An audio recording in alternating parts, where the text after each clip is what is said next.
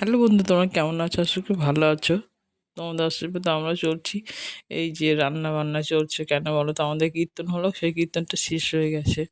ওর জন্য খিচুড়ি ভোগ দেওয়া হবে। এই যে সব সরঞ্জাম দেখতেই পাচ্ছ, মশলা কষে রাখা হয়েছে, টমেটো সব কাটা হয়ে গেছে। এই যে সব কিছু দেখতেই পাচ্ছ।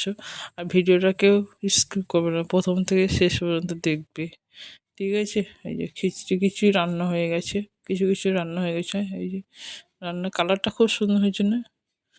এটা আলুর দমের কালারটাও খুব সুন্দর হয়েছে।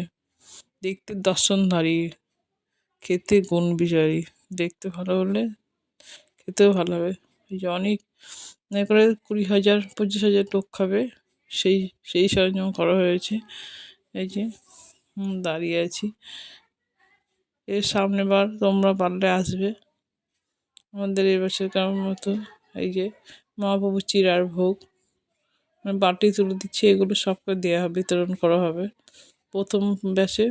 পাতে পাতে সবাইকে, মানে চিড়ার ভোগ যেন সবাই পায়, এটা মহাপ্রভুর আসল ভোগ তো, ওই জন্য সবাই যে পাবে সেইভাবে ব্যবস্থা করা হচ্ছে। দেওয়া হবে ঠাকুর, এই যে পাতে পাতে যাবে খিচুড়ি। ওই যে আমাদের রান্না সব এখানকার ছেলেগুলো রান্না করছে। খিচুড়ির কালারগুলো এত সুন্দর লাগছে, উফ, কি বলবো, খুব সুন্দর হচ্ছে। সবাই ভালো বললো, আমাদের তবে শান্তি। দেখতে পাচ্ছ, ঠিক।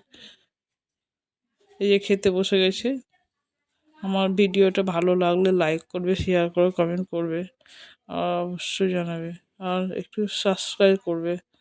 বলো হরে কৃষ্ণ, হরে কৃষ্ণ, রাধে রাধে। এই যে আমার নাতনি শুদ্ধ বসে আছি। হরে কৃষ্ণ, হরে কৃষ্ণ, রাধে রাধে, রাধে রাধে।